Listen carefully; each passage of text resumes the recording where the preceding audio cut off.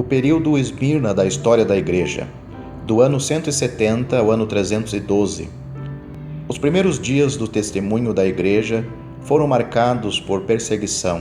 Em Jerusalém houve a perseguição dos saduceus, Atos capítulos 3 a capítulo 5, seguida pela perseguição dos fariseus, Atos capítulos 8 ao 9, seguida por sua vez pela perseguição de Herodes, Atos capítulo 12.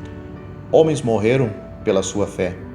O fato do Evangelho livrar homens da idolatria através de todo o Império Romano logo fez com que os cristãos fossem taxados de ateus, pois eles rejeitavam todo o panteão de deuses pagãos. Isto levou à desconfiança e às mais extraordinárias acusações. Também o interesse comercial local muitas vezes resultava em distúrbio focalizados contra os cristãos, como aconteceu em Éfeso com a associação dos ourives, Atos capítulo 19, versículos 23 a 41. O judaísmo, tornando-se apóstata ao rejeitar a Cristo quando o evangelho foi pregado localmente, se transformou em opositor implacável de Cristo e muitas vezes era um instrumento usado por Satanás. Em muitos lugares, a sinagoga local se tornou o centro de oposição a Cristo, aproveitando todas as oportunidades para fomentar o ódio contra os cristãos. Repudiados e denunciados pelo judaísmo, o cristianismo agora não mais podia ser considerado uma ramificação do judaísmo e uma religião permitida no Império. Assim, os cristãos, através do Império, se transformaram em pessoas suspeitas pelas autoridades. A primeira perseguição direta do Império Romano contra os cristãos bem pode ter sido o decreto de Cláudio, no ano 49, pelo qual todos os cristãos, assim como os judeus, foram expulsos de Roma. Suetônio, o historiador que escreveu a biografia dos Césares, diz que Cláudio expulsou os judeus de Roma porque eles estavam constantemente participando de tumultos instigados por Creustos. O nome Creustos é geralmente considerado pelos historiadores como uma variação de Christus no grego. É provável que a pregação de Cristo tenha provocado grande animosidade entre os judeus em Roma. Isso se transformou em desordem civil. Priscila e Áquila sofreram com este edital e mudaram de Roma para Corinto. A segunda perseguição direta foi no ano 64, quando o debochado Nero, sabendo que havia vários planos para depô-lo e tentando desviar a atenção do seu comportamento depravado, se aproveitou da superstição do povo para maldizer o caráter dos cristãos e finalmente culpá-los pelo incêndio de Roma. Isto foi a desculpa para o martírio de milhares de cristãos. Este período durou vários anos e foi durante este período que Paulo foi condenado à morte. Há três características especiais que distinguem este período Esmirna de perseguição.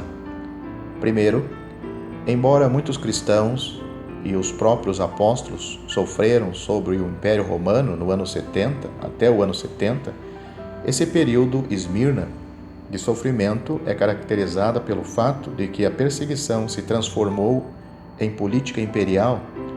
Os atos de Cláudia e Nero partiram principalmente das suas próprias circunstâncias e eram resultado de uma condição local. Entretanto, agora que o cristianismo estava avançando muito na vida religiosa do império, medidas foram tomadas para proibir tal religião ateísta e perseguir os cristãos que, por definição, eram tratados como insurgentes. Tornou-se a prática comum negar aos cristãos em Cristo qualquer direito civil, qualquer direito de propriedade e até mesmo direito à vida. Os cristãos, de acordo com a política do império, deveriam ser despojados, torturados, banidos, queimados ou lançados às bestas feras no circo, como entretenimento para o povo. As razões por trás destas ondas de perseguição variavam. Alguns do César como Nero havia feito, alguns dos Césares, como Nero havia feito, usaram-na como uma válvula de segurança para desviar a atenção da má administração do governo, da corrupção dos oficiais e da severidade da vida diária no Império Romano. Instigando a multidão de escravos a atacar os cristãos, César desviava a atenção de seus próprios fracassos e do fracasso do governo. Mentiras e calúnias eram os agentes do inimigo. Boatos circulavam dizendo que o partir do pão, praticado pelos cristãos, era uma desculpa para se realizar sacrifícios humanos e para beber sangue. A recusa dos cristãos de se associar com os templos dos ídolos, os sacrifícios sagrados e com todo o paganismo que havia na vida diária, fez com que fossem considerados ateus, sendo que nenhum cristão que dava a Cristo seu devido lugar como Senhor queimaria incenso a César. Isto foi usado como razão para acusá-los de sedição, cujo castigo era a pena de morte. Terceiro, como sabemos pela história, a perseguição durante estes séculos era muitas vezes formada pelo judaísmo apóstata, recusando permitir que aqueles que estavam associados com o odiado Nazareno fossem protegidos pela lei da religião permitida, que incluía o judaísmo. Eles denunciavam os cristãos aos magistrados. A reação dos magistrados locais era decisiva. Veja, por exemplo, a atitude de Galho em Atos, capítulo 18, versículos 12 a 17. Se eles não considerassem que o assunto era de sedição, eles tinham o direito de agir com sua própria autoridade e dispensar o caso. Se ele assim fizesse, teria de estar pronto a responder qualquer acusação que pudesse ser enviada contra ele a César ou ao senador romano pela comunidade judaica. Ele poderia exigir que o acusado participasse do teste de lealdade, oferecer uma pitada de incenso a César e condenar à morte, por traição, aqueles que recusassem adorar a César. A única alternativa era encaminhar o caso a César. O número crescente destes apelos a Roma, sob vários imperadores, levou a decretos de perseguição. Por isso é que temos nesta carta a referência à sinagoga de Satanás. Os judeus criando problemas e convocando os poderes civis, o Império Romano, para destruir os que não se conformavam com a religião do Estado. Para incentivar a denúncia dos cristãos pelos seus compatriotas, havia leis que permitiam o informante apossar-se da propriedade dos cristãos. Ninguém queria correr o risco de dar emprego a estas pessoas suspeitas. Assim, Cristo faz referência especial nesta carta à pobreza dos cristãos sofredores. Pobreza, prisão e morte era tudo o que estes que confiavam em Cristo podiam esperar neste período. Terceiro, durante aproximadamente 2 séculos, os cristãos sofreram perseguição esporádica e depois geral. Havia, sem dúvida, razões comerciais, políticas e religiosas que, para o Império Romano, pareciam razões suficientes para iniciar programas contra os cristãos.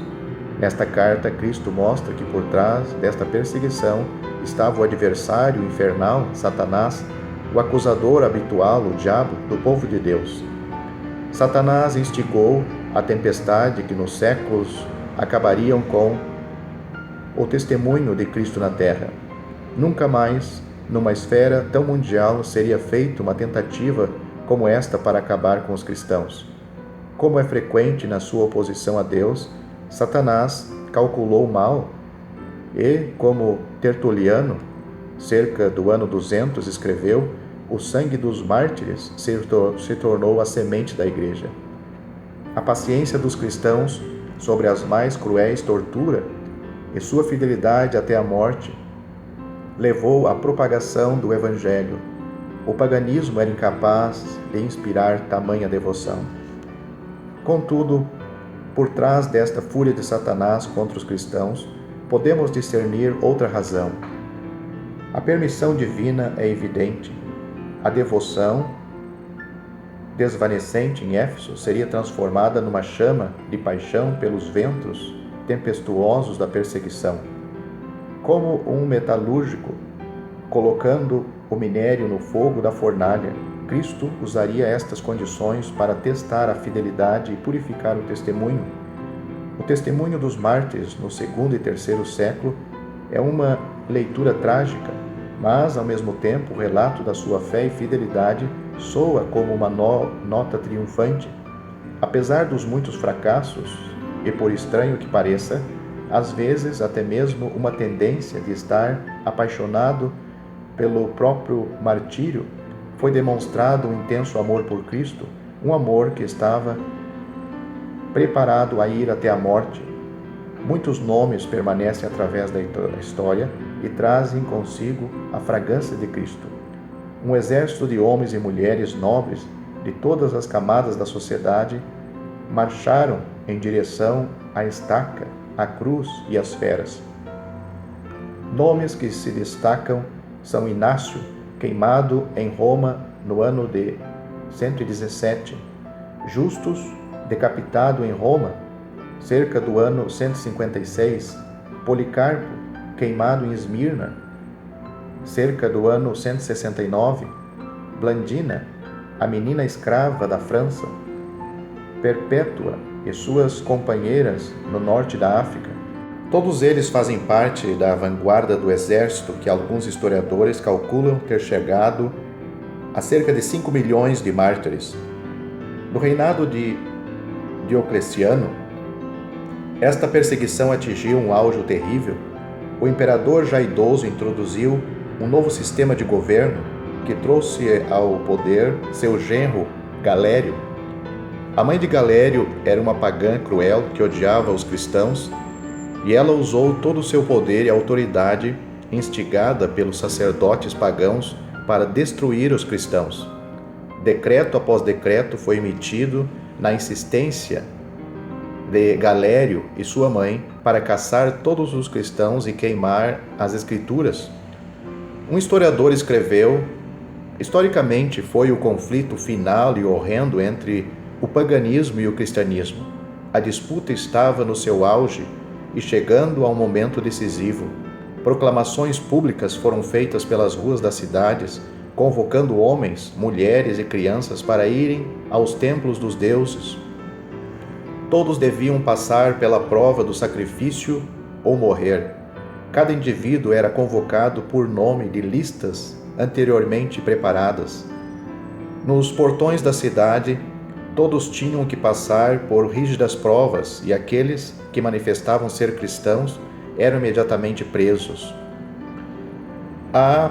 Miller, os primeiros 500 anos. A. Miller continua: em quase toda parte do Império Romano, tais cenas de crueldade impiedosa continuaram com mais ou menos severidade pelo longo período de 10 anos. Outro historiador escreveu: durante o segundo e terceiro século desta era de perseguição, centenas de cristãos foram trazidos aos anfiteatros de Roma para serem lançados aos leões, famintos, enquanto milhares de espectadores assistiam e vibravam. Muitos foram crucificados, outros foram cobertos com pelos de animais e torturados até a morte por cães selvagens. Eles foram revestidos de pinche, incendiados para servirem de iluminação, foram fervidos em óleo e queimados na estaca, como foi Policarpo na cidade de Esmirna, no ano de 156. Um historiador da igreja estimou que durante este período cerca de 5 milhões de cristãos foram martirizados pelo seu testemunho de Jesus Cristo. Não há dúvida de que o surgimento de Constantino e sua profissão de conversão a Cristo ou ao cristianismo no ano 312 marcaram uma das mais damásticas e, para os santos sofredores daqueles dias, uma das mais bem-vindas mudanças na história da Igreja. A menção de 10 dias no versículo 10 desta carta, no seu contexto original e a interpretação original, deve se referir a uma perseguição local em Esmirna com esta duração. Alguns comentaristas argumentam que neste contexto profético se refere a esta última perseguição sobre o governo de Diocleciano, que durou 10 anos. Isto pode ser verdade, mas devemos notar que só podemos chegar a esta conclusão à luz da história. Não há nada no contexto para sugerir que um dia deve ser comparado a um ano. Outros comentaristas dizem que o número 10 pode ser uma referência aos 10 períodos específicos quando eles insistem. A perseguição foi generalizada em todo o império, embora há algumas variações entre os historiadores quanto aos imperadores escolhidos, o que geralmente são listados como imperadores perseguidores são: veja agora a data e duração do reinado. Nero, do ano 54 a 68, Domiciano, do ano 81 ao ano 96, Trajano, do ano 98 a 117, Marco Aurélio, do ano 161 a 180, Severo, do ano 193 a 211, Maximino, do ano 235 a 238, Décio, do ano 249 a 251, Valeriano, do ano 253 a 260, Aureliano, do ano 270 a 275, e Diocleciano, do ano 284 a 305. Se esta lista for aceita ou não, não há dúvida de que o período desde a morte de Policarpo, no ano 169, até a conversão de Constantino, no ano 312, foi um tempo de perseguição ferrenha contra os cristãos em todo o império. Os que foram fiéis a Cristo estavam passando pela fornalha.